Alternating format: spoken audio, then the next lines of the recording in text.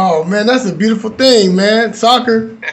I wanted to get my grandkids in that, man, because that's actually that builds up their leg strength. Oh yeah, she plays in college. Oh, she do? So yeah, in Florida. But I'm out here. She came out to spend a couple weeks with me in Cali, and I had to get her some training before she goes back. Oh, that's real talk, man. That's real talk. Hey, man, I'm just gonna tell you, man, it's a privilege, man, to be sitting here with you, man. I mean, you one of the greatest, man. You've been in there throughout the years, bro. I mean, you know what I Thank mean? you, man. I appreciate it. Oh, for sure. But I want to ask you about, where you was born. You was born in New York, in Brentwood. How was that area? I'm not familiar with the East Coast, but how was? You know what? Where I grew up in the 60s and 70s, it was to me a great area. I mean, you had in our neighborhood, the hustlers, the pimps, the drugs. You had it all. But the thing about my neighborhood was the old heads, if they saw you hanging out in the wrong place and you was an athlete, they'd tell you to get the hell off the block. Oh, that's real tough. They wasn't about you hanging out on the block if you was an athlete or if you was a kid in school that had brains that was smart. They didn't play that. The old heads would be like, yo, you got to get out of here. You don't belong here. Right. Because everybody wanted to be in that. It's a store. It's called the La Placita. It's still there to this day. But that's where everybody hung out.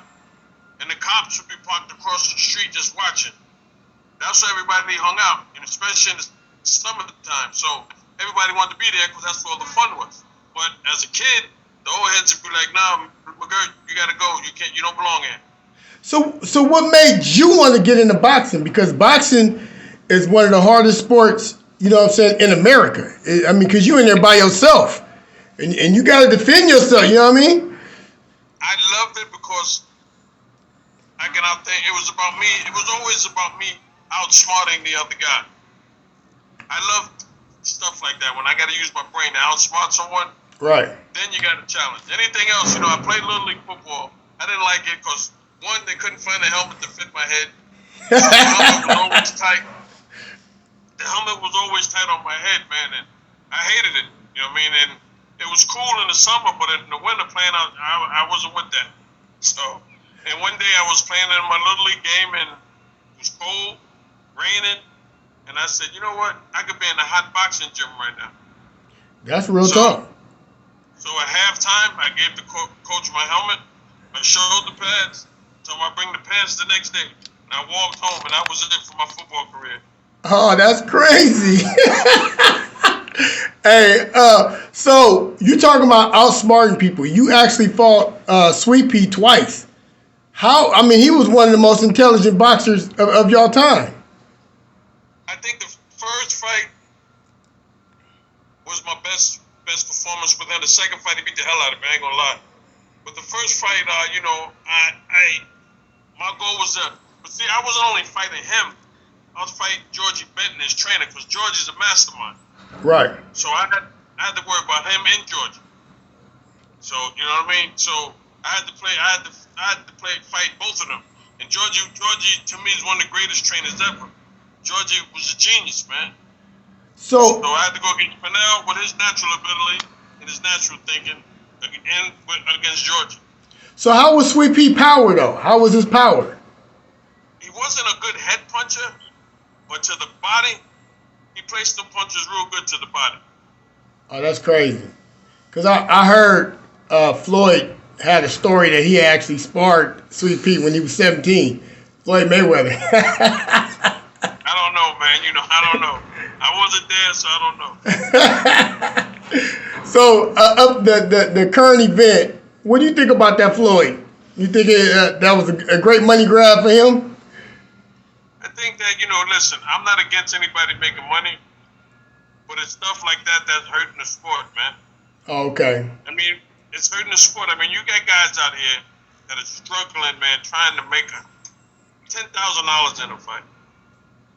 Then you get some guy, a YouTuber, never fought a day in his life, who go out here and fights an exhibition and make millions of dollars. Yeah. And everyone's making a big stink about it. It's like, yo, to me, to me, it's a slap in the face because you don't see them doing that in the NFL. Right. You don't see the NBA doing it. You don't see the baseball doing it. Right. And people that so actually, I think that people that actually put it. I don't like it. I mean, you know, unless, like I say, if they was doing like an exhibition for fun, yeah. Yeah. I mean, but everyone knows that if Floyd would have really picked up the pressure, he could have knocked him out. Yeah. Well, they saying that he did knock you and he held him up. Yeah, of course he carried him. Anybody can see that. You know what I'm saying? Anybody can see that they carried him. So, I mean, to me, I just think that they need to. If you're going to give that kind of money, well, give it to real fighters, man. Guys that are really putting their ass on the line every day, trying to feed their families, man. Yeah, I agree with that. You know what I mean? So, you know what I mean? And I don't know, man. It's just, I don't know. I just think it's bad for the sport. So tell me this: when you was fighting in 1991, you know, you had the people like Roy Jones Jr. and all them guys that was fighting at a heavier weight class, but they was going all the way up to heavyweight and fighting. Yeah. You know what I mean? That's something pretty much Floyd just did. I mean, you could say it was an expedition or whatever, but old boy was 190 pounds and he was throwing them. For Floyd's ability, he could have been 290. He wasn't going to do anything to Floyd. Yeah. And listen, when I was 147, I just fought heavyweights. Oh, okay. So, right. So with Floyd, I mean, this guy could have weighed 290. He couldn't do nothing with Floyd. He didn't belong in the same. He didn't belong in the same arena, let alone the same ring before. Yeah. It was a total mismatch, man. Yeah. That's real talk. Floyd said is legalized robbery. Yeah, he said it though. He was right. Hey, I admit Floyd didn't lie to nobody. He said he coming in here stealing money legally. It's legalized robbery, and that's exactly what it was. I know I didn't pay my money to see it. Right. So tell me the honors that you got Trainer of the Year in 2002. What was that like? Yeah, it was a great feeling. It's funny, in 1991 I was a runner-up for Fighter of the Year, and I lost to James Toney. He got Fighter of the Year over me. Man, that's a hell of a career. That's a great guy to lose something to is James Toney. Oh yeah, and one of the best. Then come back, and 11 years later and get Trainer of the Year. I think that it's a great accomplishment. I mean, but I couldn't have done it without my fighters, without my students. Without them, I couldn't have done it. So now you've been training heavyweights, like Derek Chisora. What's the difference between welterweight and training somebody that's heavyweight? Because it's like a different calculations.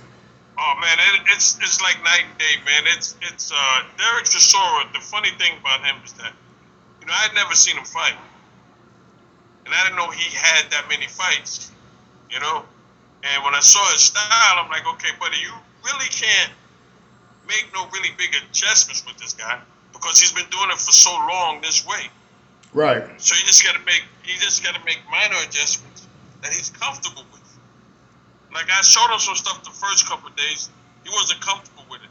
So I had to go back to the hotel and think, okay, what is he comfortable with? Right. After a few days, I got it.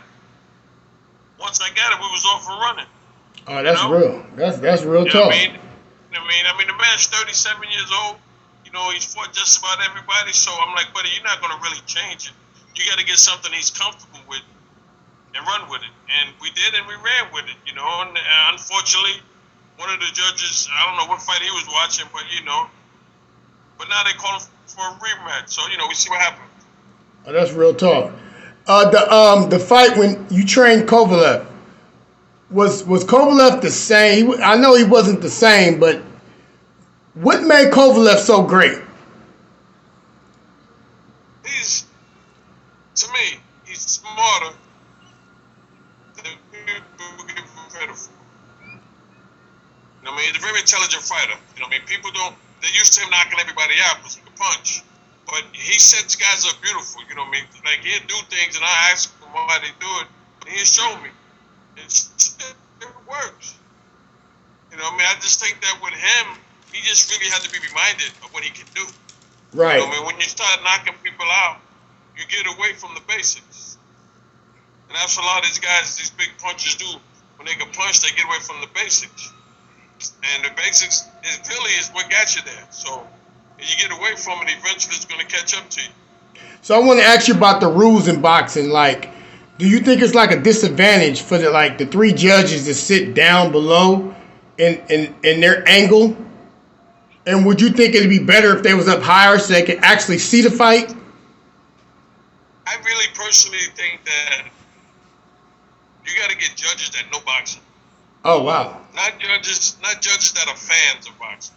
Right. You know what I mean? Judges that know boxing, that know what they're looking at. Because you can get a judge that's a fan of a fighter, and he can lose every damn round, and they'll still give him the fight.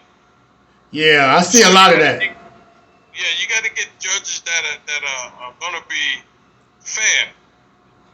You know what I mean? But I'm not saying they're not fair, but I think a lot of them get caught up in the hype and being fans. That's my personal opinion. Right. You know what I mean? So, I mean, I went to a fight once, and I went over to speak to a judge. The judge told me, get away, don't come over here. So I'm like, why not? And then another judge says, she's judging your fight. Don't go over and talk to her, because if they catch you talking to her and the fight is close and she happens to sway your way, people can say, well, she was talking to Buddy before the fight. Oh, that's real. Yeah. Oh, So, I respected that, and I kept it moving. And every time I seen her afterwards, I'm like, are you judging my fight? And she's like, no, Buddy. And I go over and give her a hug. Oh, that's real tough. But, so it's just crazy, man. You know what I mean? In some fights, you get some fairly good judges, like I should say, and then some fights you never know what a person's thinking that day when you wake up. You know what I mean? Right. Well, I have to ask you this: what do you think about that Canelo versus Plant fight? Versus who? Plant. Calvin Plant. Yeah, Plant. Canelo versus Plant. Oh, that's gonna be an interesting fight, man. Now that's a fight I'll watch. Right. You got two smart guys. You got two smart boxers in there who think and and who can fight. So that's a fight I'll pay to see. That's real talk. You got any up and coming things you got going on? Yeah, I got a fight June 19th. I got Adam Lopez fighting Isaac Dogbo in Vegas on ESPN. Then the following week, I got my kid Johnny Beck from Kazakhstan fighting a former champ. Also, I got both of my guys are fighting former champs in the next 2 weeks. That's real talk, man. That's a beautiful thing. Back to back. You know what I'm saying? That's beautiful. Well, I don't want to keep you too much. I know you with your daughter, and man, I'm happy to be sitting here, man. You made my whole year. Anytime, man. Just call me anytime. It'd be my pleasure, man. Okay. Thank you, man. All right, Rich. I really appreciate you, man. Hold on. Before we go, I got a question for you now. Okay. Errol Spence, Manny Pacquiao. Oh, Spence all the way. And that's because Manny been out. He already old, and he been out for 2 years, basically. Yeah. Not by choice, but that's another fight I'll pay to see. Yeah, I'm gonna pay to see that one. I'll be there probably. I'll pay to see that one. I'll pay to see that one for sure. Oh man, for sure. I can't wait. You know what I mean? Shit, this is all beautiful to me. You know what I mean? I used to box. You know what I'm saying? Back in the day. You know what I'm saying? Out of the East Oakland Boxing Association, and man, this is all I used to love. This is all I loved since I was 14 years old. Oh, I got you. Yeah. All right, Rich, man. Well, look, it's a pleasure, man. No, it's a pleasure for me. I keep in touch, man, okay? I definitely will, sir. Okay, Rick. All right. Later. All right.